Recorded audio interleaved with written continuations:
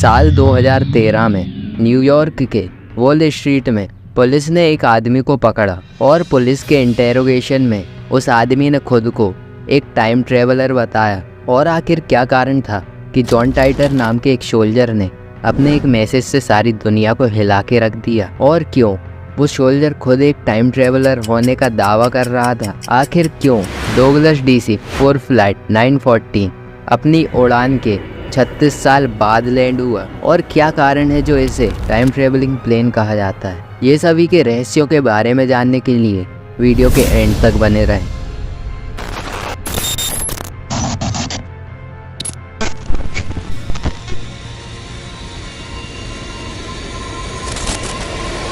दोस्तों, हम इन सभी चीज़ों के बारे में बात करें उससे पहले ज़रूरी है कि हम टाइम ट्रेवलिंग के बारे में जानें।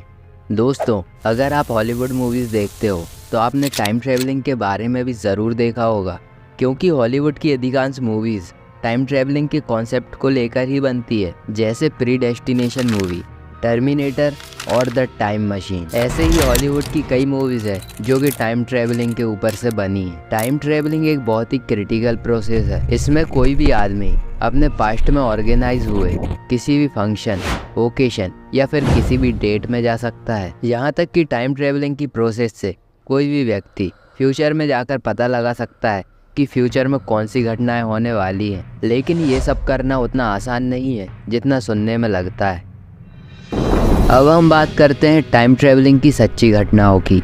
दोस्तों, ये बात है 2013 की, जब न्यूयॉर्क में बहुत बड़े पैमाने पर ट्रेडिंग की जा रही थी। उसी समय एक आदमी बहुत तेजी से चर्चे में आता है जिसका नाम था एंड्रू कार्लसन। एंड्रू ने उस समय $800 का इन्वेस्ट करके 126 ट्रेड में लगभग 24 अरब रुपए अर्न कर लिए थे। और हैरान करने वाली बात तो ये है कि उसकी 126 ट्रेड में से एक भी ट्रेड फेल नहीं हुआ, जिस कारण वहाँ की अथॉरिटी को उस पर शक हुआ और उन्होंने एंड्रू पर इनसाइड ट्रेडिंग का आरोप लगाकर उसे पुलिस से अरेस्ट करवा दिया। जब पुलिस ने उसे अरेस्ट किया तो इंटेरोगेशन के दौरान उसने बताया कि वो एक टाइम ट्रेवलर है और ईयर 2256 से आया है और उसे पहले से पता था कि कौन सा शेयर बढ़ेगा और कौन सा शेयर घटेगा। लेकिन पुलिस को उसकी बातों पर भरोसा नहीं हुआ और केस चलता रहा। और जब इसे कोर्ट में सुनवाई के लिए ले जाना था, उसके बाद एक चालान हुआ, जिसके बाद एंड्रू कहीं गायब ही हो गया। उसके बाद से अभी तक उसका कोई क्लू नहीं मिला और वो कहाँ गया ये भी एक रहस्य बना हुआ है। तो दोस्तों, बात है सन 2000 की, जिसमें इंटरनेट के नाउ डिफर्म फॉर्म नाम की वेबसाइट पर जॉन टाइटर नाम का एक अकाउंट ओपन होता है, जिससे पहली पोस्ट 27 जनवरी 2001 को की गई थी। वह पोस्ट थी, greetings, I am a time traveller from the year 2036। I am on my way home after getting an IBM 5100 computer from the year 1975। Means मैं एक टाइम ट्रेवलर हूँ और 2036 से ईयर 1975 में आया हूँ IBM 5100 कंप्यूटर को लेने। ये पोस्ट सोशल मीडिया पर आते ही बहुत तेजी से वायरल होने लगी। इस पोस्ट पर पहले तो किसी को भरोसा नहीं हुआ। लोगों को लगा कि ये कोई मजाक है या फेमस होने के लिए किसी ने ये पोस्ट डाली है। लेकिन हैरान करने वाली बात तो ये है कि लोगों ने जब इससे पूछा, ये तो पॉसिबल ही नहीं है कि कोई फ्यूचर से पास्ट में आ सके। ये सुनकर जॉन टाइटर ने उसकी टाइम मशीन, जिसका नाम C204 gravity distortion time displacement unit था, उसकी कुछ फोटोज लोगों के साथ शेयर की। और जब साइंटिस्ट्स ने उस मशीन के इक्विपमेंट्स के बारे में रिसर्च की तो उन्होंने पाया कि अगर ऐसी मशीन बन जाए तो टाइम ट्रेवलिंग पॉसिबल है।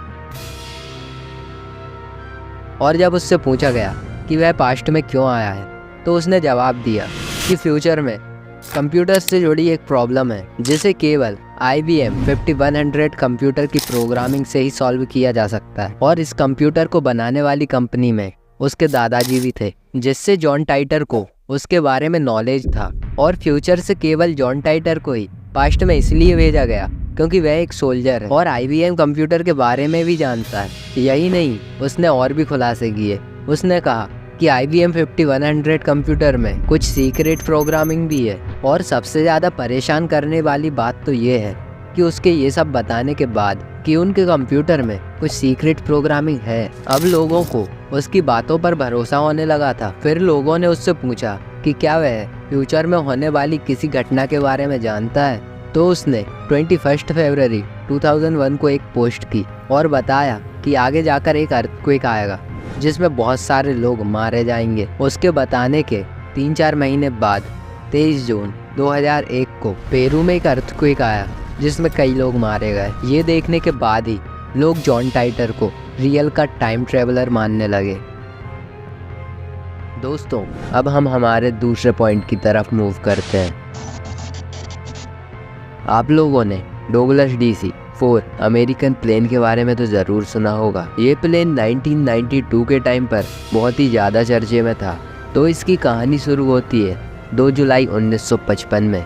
ये प्लेन 1955 में न्यूयॉर्क के एक एयरपोर्ट से मियामी कंट्री के लिए उड़ान भरता है, जिसका सफ़र सिर्फ 4 घंटों का था। इस प्लेन में 60 पैसेंजर्स और 8 क्रू मेंबर्स थे। जब इस प्लेन ने उड़ान भरी तो कुछ समय बाद ये रडार से गायब हो गया। तो जो स्टाफ इस प्लेन को अटेंड कर रहे थे वो बहुत ज़्यादा घबरा जाते हैं। फिर इस प्लेन को ढूंढने की बहुत कोशिश करते हैं पर इसका कोई पता नहीं चलता है। पर इस घटना के 37 साल बाद 21 मई 1992 को कुछ ऐसा होता है जिसे देखकर लोग घबरा जाते हैं। ये प्लेन अपनी डेस्टिनेशन से 2500 किलोमीटर दूर वेनेजुएला की सिटी कराकास के एयरबेस में पहुंच जाता है। और ये जैसे ही वहाँ के एयरपोर्ट स्टाफ को दिखाई देने लगता है तो वहाँ के एयरपोर्ट स्टाफ इससे कांटेक्ट करने की कोशिश करते हैं। और हैरान करने वाली बात तो ये है कि ये प्लेन रडार पर शो नहीं होता है। जैसे ही वहाँ के स्टाफ का प्लेन से कांटेक्ट एस्टेब्लिश्ड होता है तो पायलट से प्लेन की आइडेंटिटी मांगते हैं। पायलट प्लेन की आइडेंटिटी बताता है और जब इसकी इंक्वायरी की जाती है तो पता चलता है इस नाम का कोई प्लेन है ही नहीं। फिर उस प्लेन को लैंड करने की परमिशन मिल जाती है और प्लेन से पायलट एक सवाल पूछता है कि ये कौन सा ईयर है। तो स्टाफ बताता है 1992। ये सुनते ही पायलट प्लेन को टेक ऑफ करा देता है और चला जाता है। लेकिन उसी समय प्लेन से एक पेज गिरता है जो कि 1955 के कैलेंडर का एक पेज होता है। इसी से इस बात का अंदाजा लगाया गया कि ये प्लेन 1955 से आया है। दोस्तों, जब ये घटना वायरल हुई तो इसका बहुत गहराई से पता लगाया गया और इसमें ये पाया गया कि इस नाम का कोई प्लेन है ही नहीं और ना ही इस नाम के प्लेन ने उस समय उड़ान भरी थी। ये एक गलत जानकारी थी जो एक न्यूज़पेपर के थ्रू फैलाई गई थी और ये इतनी इंटरेस्टिंग होने के कारण बहुत तेजी से वायरल हो गई। दोस्तों, ये तो एक कॉमन सेंस की बात है कि ऐसा तो हो ही नहीं सकता कि कोई प्लेन टेक ऑफ के 37 साल बाद लैंड करे। ये तो सिर्फ एक अफवाह थी जो कि न्यूज़ के थ्रू फैलाई गई थी। तो दोस्तों, आपको वीडियो कैसा लगा कमेंट करके ज़रूर बताएं। और अगर आप रियल लाइफ मिस्ट्रीज़ के बारे में और जानना चाहते हैं तो चैनल को सब्सक्राइब करना मत भूलना।